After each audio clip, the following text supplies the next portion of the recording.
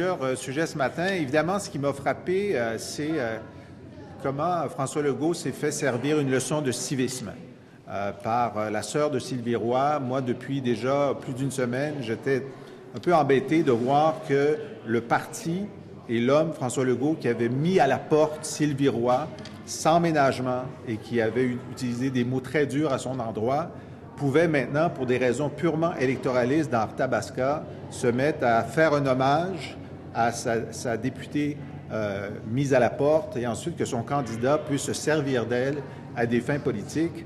Et je pense que c'est salutaire qu'aujourd'hui, la sœur de Sylvie Roy, Nathalie Roy, ait donné une leçon de bienséance, une leçon de civilité à M. Legault qui semble ne pas avoir vu un argument démagogique qu'il ne décide pas d'utiliser. Alors, vous l'avez vu sur un certain nombre de sujets, il déforme les faits à sa façon, il exagère dans tous les cas, peu importe le problème, il sort le bazooka.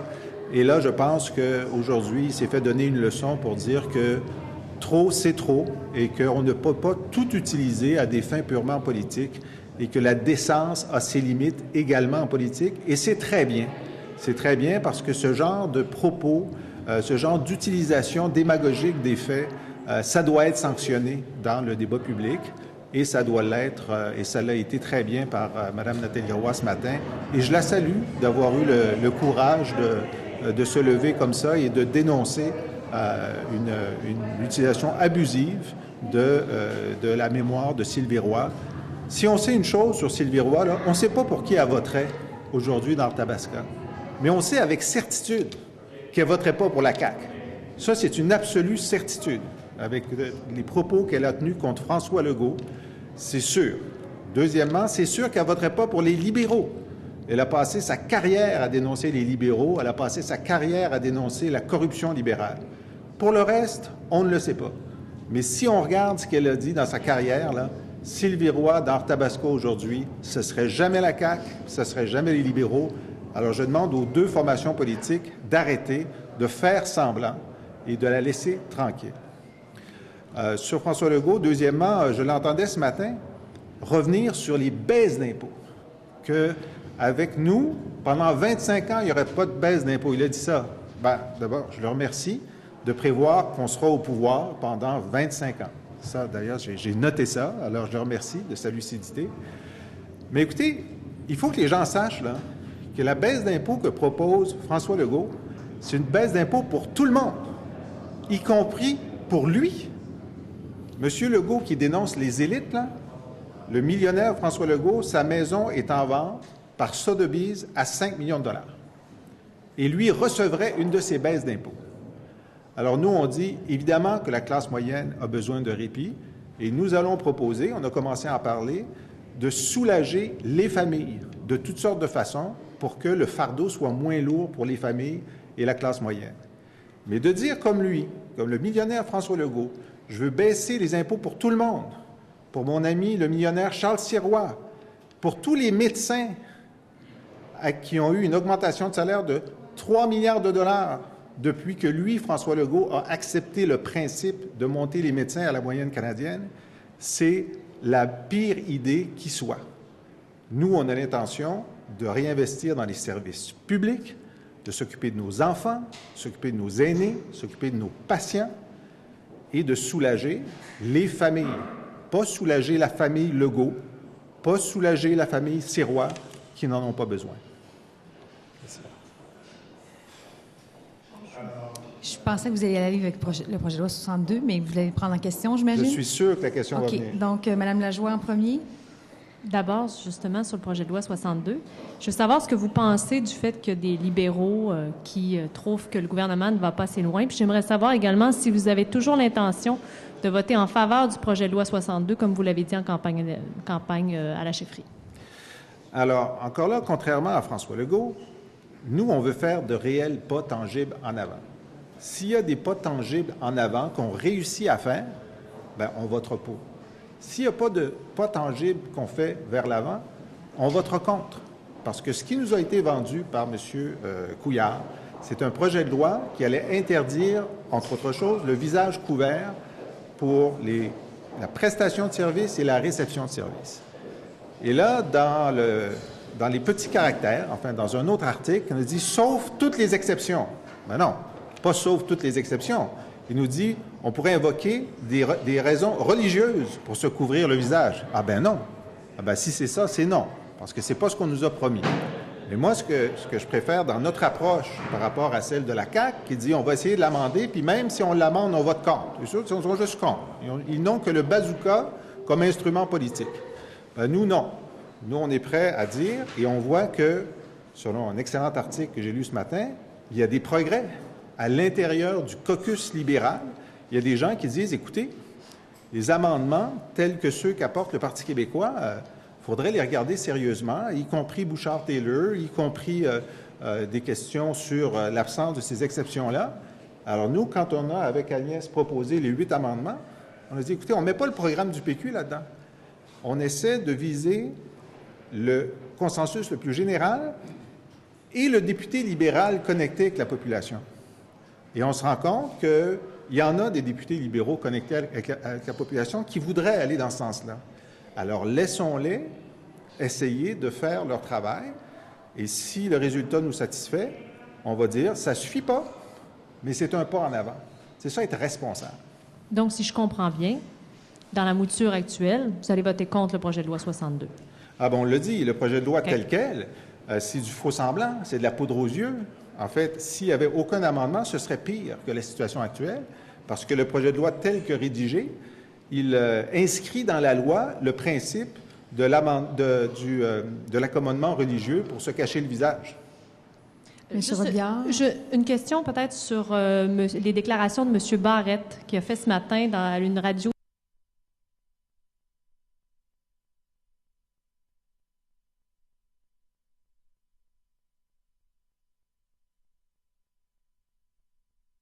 Savoir ce que vous en pensez. M. Barrette est toujours à la recherche d'arguments pour donner le moins de services possible. C'est toujours ça. Moi, dans une situation comme celle-là, je dis, écoutez, si la personne veut se faire changer, elle doit pouvoir appuyer sur un bouton et se faire changer. Ce n'est pas au ministre de décider qu'il y a des statistiques pour refuser un service de base pour la dignité humaine des gens qui sont en CHSLD. C'est à la personne de décider à quelle heure elle pense qu'elle a un inconfort et qu'elle devrait être changée. Point à la ligne. Et le ministre n'a rien d'autre à dire que ça. Merci. Monsieur Robillard. M. Lizier, à partir de quand ça va être possible pour les contribuables québécois d'espérer qu'un gouvernement du Parti québécois réduise les impôts? Bien, je pense que dès la première année d'un gouvernement du Parti québécois, les familles vont pouvoir savoir qu'on va instaurer graduellement une réelle gratuité scolaire, puis qu'ils n'auront pas à payer des centaines de dollars chaque année pour des fournitures scolaires. Ça va être important. Ils vont savoir aussi qu'on va alléger leur fardeau pour les garderies, en particulier les gens de la classe moyenne qui ont eu un choc fiscal majeur lors de leur dernier rapport d'impôt. On va aussi instaurer ce qu'on appelle la gratuité scolaire effective pour les gens moins fortunés jusqu'à la classe moyenne, pour les universités. Il y a toutes sortes de façons d'aider les gens qui en ont besoin sans envoyer un chèque de 1 000 $ à la famille de François Legault et de Charles Sirois, qui est la proposition de M. Legault. Mais donc, M. Legault n'a pas tort quand il dit qu'avec le Parti québécois, il n'y aura pas de baisse d'impôts. Il y aura une baisse du fardeau fiscal pour les gens qui en ont besoin. M. Legault, qui aime se comparer à Donald Trump, ben, sur le plan fiscal seulement, c'est la même politique. Baisser les impôts à tous, puis plus tu es riche, plus tu vas en profiter. Nous, on n'est pas comme ça. Nous, on est sociaux-démocrates. On pense que les riches, ils en ont assez. On n'a pas besoin de baisser leurs impôts. Mais est-ce que ce serait des baisses d'impôts qui se matérialiseraient dans le rapport d'impôts ou ce serait un soutien financier de l'État pour des trucs comme vous l'avez mentionné tout à l'heure, les matériels scolaires, etc.? Il y a toutes sortes de leviers ciblés. Et ça pourrait être des baisses d'impôts pour la classe moyenne, peut-être. Hein? Si on baisse l'impôt pour la classe moyenne, le 1 % le plus riche a la baisse d'impôt aussi, parce qu'on additionne les tranches d'impôt l'une par-dessus l'autre. Alors moi, je n'ai pas l'intention, regardez-moi bien là, de baisser les impôts des riches. D'aucune façon. Okay? Au contraire, j'ai l'intention de me battre contre les paradis fiscaux pour aller chercher des sous qui sont cachés en ce moment légalement dans les Bahamas. Et puis j'ai l'intention d'arrêter l'incorporation des médecins Alors, dans ce sens-là, il va y avoir de l'argent là. Merci. Mais les surplus disponibles ou l'impact de nos mesures pour les moins fortunés, la classe moyenne, les familles, il y a énormément de leviers à notre disposition qui va faire en sorte que M. Legault ne recevra pas, lui, une baisse d'impôt. Quand vous dites que Mme Roy ne voterait ni pour le PLQ ni pour la CAQ, ne vous trouvez-vous pas finalement à faire exactement ce que la sœur de Mme Roy reproche à M. Legault? Bien, lisez les textes que vous avez écrits dans les derniers mois de l'action politique de Sylvie Roy. Et dites-moi pourquoi vous pensez qu'elle aurait changé d'avis. Ce que nous savons de l'opinion de Sylvie Roy sur le Parti libéral et sur François Legault, c'est qu'en aucun cas, elle les aurait appuyés, fait campagne pour eux, appuyé un de leurs candidats. M. Chouinard. Oui, bonjour, M. Lisée. Deux choses. D'abord, est-il nécessaire, selon vous, d'instituer une enquête judiciaire indépendante sur les relations entre les Premières Nations et les services de police? Bon, il est certain là, que le statu quo est intolérable. OK? Bon, la police a fait son travail. Nous, on aurait espéré que le bureau d'enquête indépendante fasse ce travail-là. Les libéraux ne nous ont pas écoutés. Et compte tenu du résultat, ça serait beaucoup mieux que ce soit pas la police qui a canté sur la police. Bon, ça, c'est fait. Maintenant, il est clair depuis le début qu'il faut une enquête dont la composition et le mandat doivent être négociés avec les groupes autochtones pour dire qu'est-ce qui serait le mieux pour comprendre la dynamique néfaste qui existe à Val-d'Or et dans d'autres situations similaires, mais principalement à Val-d'Or, et quels remèdes on peut y apporter. Et là, le gouvernement libéral a dit non, le fédéral s'en occupe. Il a complètement abdiqué sa responsabilité et a dit, bien, on verra ce qui se passe du côté fédéral. Bien, nous, on dit non. On est d'accord avec les Premières Nations, on est d'accord avec les chefs autochtones, on est d'accord avec l'ancien ministre libéral qui est maire de Val-d'Or. Ça prend une enquête indépendante. De quelle nature, quel mandat, quelle configuration? Discutons-en.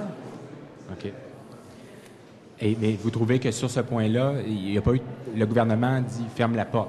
Vous présumez qu'elle-même à cette... Bien, je ne présume pas. J'ai bien entendu M. Coiteux dire qu'il n'en était pas question, que c'était l'enquête fédérale, puis eux, ils ne s'en mêleraient pas plus que ça, puis ils ont fermé cette porte-là. Ils doivent la réouvrir.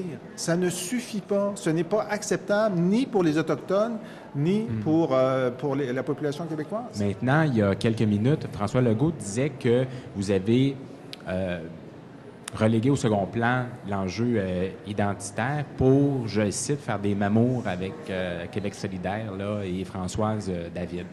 Est-il, selon vous, nécessaire de rééquilibrer votre position sur l'enjeu identitaire en vue d'en arriver à une réelle convergence avec QS? Alors, écoutez, comme je le disais, il n'y a aucun argument démagogique qui est hors de la portée de François Legault. Aucun. Et ça va le mordre, ça va venir lui le mordre, ces arguments-là. C'est jamais bon en politique d'exagérer. Alors nous, comment on va gouverner? Bien, on veut faire la solidarité, de la prospérité puis de l'identité. C'est sûr. Ce que je vous ai dit à vos collègues, c'est s'il y a 5 priorités, l'identité va être une de ces 5 priorités, puis vous pouvez faire confiance au Parti québécois de pouvoir avancer sur plusieurs fronts à la fois. Et j'ai fait des propositions très fortes sur l'identité, j'y tiens. On est d'accord de faire un pas. Si on arrive à convaincre les libéraux de faire un pas maintenant, ça va être un pas de franchi, mais on va faire les autres pas dans notre programme électoral. Et les gens qui ont voté pour moi sur les questions identitaires vont s'y retrouver. Et j'ai bien incité hier, dans ma réaction à la bonne décision de QS, sur le fait qu'il faut admettre que nous serons en désaccord sur plusieurs points, y compris l'identité. Et qu'on peut essayer d'être plus actif pour le succès des Québécois d'adoption. Et ça, c'est important, puis on s'entend là-dessus.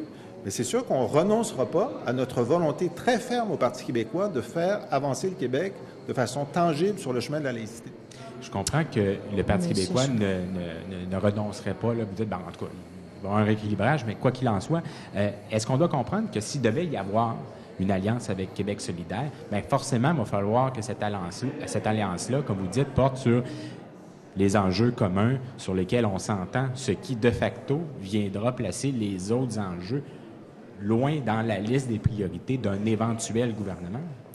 Vous savez, on dit toujours que les gouvernements du Parti québécois sont hyperactifs. Alors, on peut faire beaucoup de choses dans une première année. Et c'est sûr que j'ai donné, dès le soir de ma victoire, les exemples. On peut faire en sorte que, sur plusieurs propositions phares, on va s'engager à réaliser cela.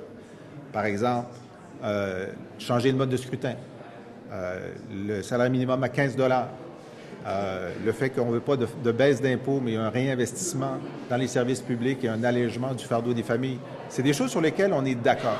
Moi, j'étais le négociateur de M. Parizeau avec Mario Dumont pour le camp du oui. On n'a pas demandé à Mario Dumont d'abandonner certaines de ses idées, puis dire dans un Québec souverain, on ne fera pas ce que tu veux. Non, on a dit on va converger sur ce sur quoi nous sommes d'accord. Puis pour le reste, ben, on se présentera les uns contre les autres dans les élections qui suivront. Là, la tâche qui est devant nous, c'est de se débarrasser d'un gouvernement libéral, rétrograde et toxique. Merci, M. C'est ça l'objectif. On va passer à M. Salvé. Bonjour, M. Lisée. Bonjour à vos collègues. Récemment, la caquiste Claire Sanson, parce qu'il était question des sujets identitaires, là, a déposé un rapport, une proposition sur l'obligation qui serait faite aux immigrants d'apprendre le français. Est-ce que vous trouvez que c'est un pas dans la bonne direction que la CAQ soumet aux Québécois pour promouvoir le français au Québec? Écoutez, nous, notre proposition, et celle que j'ai faite, ça s'appelle francisation 100%.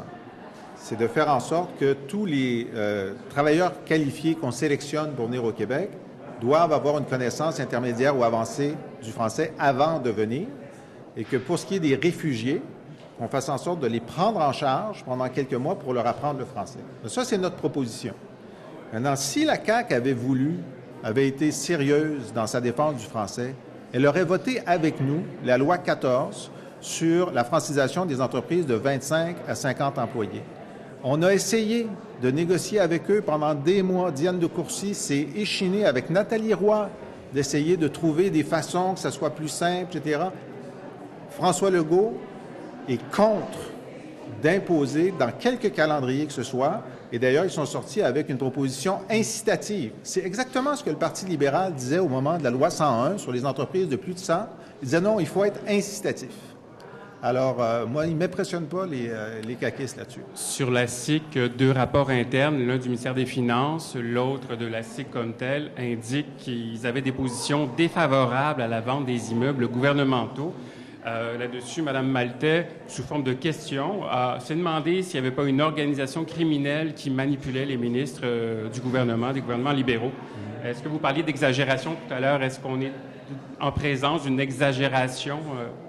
J'aimerais ça que ça soit exagéré. J'aimerais vraiment ça. On serait mieux au Québec si c'était exagéré. Mais nous savons que l'UPAC fait une enquête criminelle sur des gens qui étaient à la SIC et qui étaient des bailleurs de fonds libéraux et qui ont été nommés là par des politiciens libéraux. Alors donc, il y a quelque chose qui manque là. Pourquoi les politiciens libéraux ont-ils nommé ces gens-là qui sont en ce moment suspects d'être des criminels? Et pourquoi les ont-ils renommés quand le vérificateur général a dit qu'ils étaient pas bons? Il y a un bout qui nous manque, là. Puis Agnès essaie de trouver ce bout-là. Monique Jérôme-Forget annonce qu'elle ne viendra pas à toute éventuelle commission parlementaire. Je sais qu'il n'y en aura pas de toute façon, mais ça vous dit quoi, ça? Hein? Bien, moi, j'étais vice-président de la Commission des finances publiques quand les banques et les compagnies de comptables ont dit qu'ils ne viendraient pas pour les audiences sur les paradis fiscaux. On les a contraints. Alors, si c'est le vœu des parlementaires, elle va devoir venir. Mme Jérôme-Forget s'il y a une commission parlementaire, bien évidemment. C'est ça, mais peut-être que les libéraux veulent cacher quelque chose et ne veulent pas faire la lumière sur cette affaire. Merci. Merci. Monsieur Bélair-Cirino. Bonjour, Monsieur Lisée. Est-ce que le Parti libéral du Québec instrumentalise Feu Sylvie Roy et sa famille pour ravir la circonscription d'Arthabasca? Bien, en tout cas, beaucoup moins que la CAQ. Beaucoup moins que la CAQ. Et je vais vous dire une chose, j'ai entendu la question tout à l'heure à M. Legault sur son candidat dans Saint-Jérôme, qui a caché dans son CV le fait qu'il avait été dans une entreprise qui a été sous enquête de l'UPAC. Puis il a dit, ben, on fait comme les libéraux, regardez le CV de Jean-Marc Fournier, regardez le CV d'un autre. Ben, c'est ce qu'on dit depuis le début, vous faites comme les libéraux. Alors, est-ce qu'il devrait demander à son candidat de se retirer? Il devrait arrêter de pratiquer la démagogie par omission et dans le CV de ses candidats, dire ce qu'ils ont fait dans leur vie pourra mériter les votes des habitants de Saint-Jérôme. Les Autochtones sont-ils victimes d'un racisme systémique de la part de la population québécoise et des corps de police? Ils sont victimes de racisme, c'est certain. Alors, on peut débattre du mot systémique. L'observatrice a dit que c'est une possibilité. Bien, allons voir. Allons voir par une commission d'enquête quelconque qui va voir entre racisme et racisme systémique. Ce qui est important, c'est que le racisme cesse. Hein? Qu'il soit systémique ou non systémique, il faut que ça cesse. Alors, pour l'instant, le gouvernement libéral a décidé qu'il déléguait ses pouvoirs au gouvernement fédéral. Puis, qu'est-ce qui se passe s'il n'est pas d'accord avec les recommandations de la Commission fédérale? Ça n'a pas de sens. La présence de M. Couillard la semaine dernière en pleine session parlementaire à Marrakech pour la COP22 était-elle justifiée? Et, si M. Couillard va rencontrer le président de la République française, je crois, demain, est-ce que, encore une fois, cette activité-là à l'extérieur du Québec en pleine session parlementaire est justifiée? Qu'est-ce qu'on peut attendre de la rencontre entre M. Hollande et M. Couillard? Écoutez, moi, je serai le dernier à critiquer la présence internationale du Québec. Mais encore faut-il livrer quelque chose. Nous, à Marrakech, la semaine dernière, Sylvain Gaudreault est allé, notre porte-parole en matière d'environnement, et il avait plusieurs propositions à faire et qu'il faisait au premier ministre, qui est arrivé les mains vides. On dit, écoutez, vous devriez dire, on va avoir une loi cadre sur la réduction de nos émissions de gaz à effet de serre pour démontrer le sérieux de la démarche québécoise, qui pour l'instant n'est pas prise au sérieux. Vous pourriez annoncer que vous scindez la loi 106 pour adopter immédiatement le secrétariat à la transition énergétique. Ce serait tangible. Puis vous pourriez annoncer que vous allez déposer bientôt une politique sur la mobilité durable qui est l'os le plus important dans les émissions. Alors, ça nous donne une idée. Si nous avions été au gouvernement et que j'avais décidé d'y aller, dans ce cas-là, j'aurais eu ces trois choses-là à dire. Et là, il n'avait rien à dire. Alors, moi, je ne vois pas l'utilité de son passage là. Maintenant qu'il y ait des rencontres en marge du sommet de la francophonie ou juste avant avec le président français, c'est très bien, mais j'aimerais encore là qu'il y ait des résultats. Parce qu'on a vu la dernière fois, il est allé avec 5 ministres en France, et le résultat, ça a été qu'ils ont coupé des budgets pour les associations France-Québec, ils ont coupé les budgets de la délégation, et en fait, l'effet net de la présence de M. Couillard en France, c'est la réduction de la force de la présence québécoise en France, pour nos entreprises en particulier. Et ça, c'est aller dans la mauvaise direction. Si pour faire ça, il est aussi bien de rester chez nous. Question pour l'Alliance Québec solidaire, Parti québécois. S'il y a une candidature commune, est-ce que le Parti québécois va être prêt à ne pas toucher l'argent qui provient des votes? Si, par exemple, on dit QS va être dans cette circonscription-là, le PQ va être dans cette circonscription-là, vous ne toucherez pas d'argent d'une des circonscriptions parce que vous aurez 0 vote. Est-ce que ça, vous êtes prêt à aller là? C'est mécanique. C'est mécanique. Mais on n'est pas encore là dans la détermination. On est au début d'un processus où d'abord, on va, j'espère, s'entendre sur des propositions phares et ensuite, on va regarder la carte électorale puis on va voir comment est-ce qu'on peut s'aider. Dans Verdun, si on avait une candidature commune, il aurait fallu créer un nouveau véhicule qui soit ni le PQ ni QS, qui aurait été un candidat indépendant d'un nouveau parti indépendant, qui aurait ramassé des sous et qui aurait eu des sous du DGE, point. Dans l'hypothèse, et je ne dis pas que c'est ça qui va arriver, mais c'est une hypothèse valable, dans l'hypothèse où on décidait que dans tel comté, QS est mieux placé et que donc le PQ n'a pas de candidat, le PQ n'a pas de candidat. Donc c'est QS qui a les votes et qui a l'argent du DGE. Même chose ailleurs. Il peut y avoir des configurations aussi où on dit, écoutez, ne pas avoir de candidat, ça va vouloir perdre une partie des électeurs qui ne veulent pas se reporter sur l'autre. Est-ce qu'on peut avoir un candidat sans faire campagne? Est-ce que ça peut être ça? Pour l'instant, là, l'idée de cette conversation, c'est de ne rien figer au sol, mais c'est sûr que tout va se faire dans le respect des règles. Même un nouveau parti, je ne sais pas, juste comprendre ce que vous voulez dire. Là, il pourrait avoir un nouveau parti. Bon, par exemple, dans Verdun, là, comment est-ce qu'on aurait appelé le candidat commun? Bien, il aurait fallu l'appeler l'Alliance Parti québécois, Québec solidaire, un truc comme ça. Il aurait fallu trouver une dénomination. OK? Alors, ce sont des problèmes techniques qui sont compliqués, mais solubles. C'est soluble. À chacune de ces questions, il y a une réponse. Puis si on travaille, si on a la volonté politique, on va toujours trouver des réponses. Oui, mais j'ai une petite Est-ce qu'il y a le question droit de faire sur le Ben, c'est débrayage ça, à la le- STM d'hier. Le débrayage qui est survenu à la STM hier. Oui. Le débrayage là, qui Oui. est survenu, ces chauffeurs d'autobus. Oui. Croyez-vous que le syndicat est allé trop loin dans sa démarche? Ben, c'est dans seulement un garage, vous avez vu. Oui. Moi, j'ai été... non, moi, je suis du côté des usagers qui n'avaient pas à subir la mauvaise humeur de 84 chauffeurs d'un garage ce matin-là. Et je pense que ça n'a pas lieu d'être et ça ne doit pas se reproduire. Comment qualifiez-vous les explications qui ont été données par le représentant syndical sur les raisons derrière ça? Peu importe les explications, il y a des dizaines de milliers de gens qui attendaient leur autobus ce matin-là, qui devaient s'y rendre. Dans le cas d'une grève planifiée et annoncée, les gens, c'est pas une bonne idée, mais les gens peuvent s'organiser autrement. Laisser des dizaines de milliers d'usagers dans le froid, sous la pluie, hier matin, c'était inacceptable. Merci beaucoup.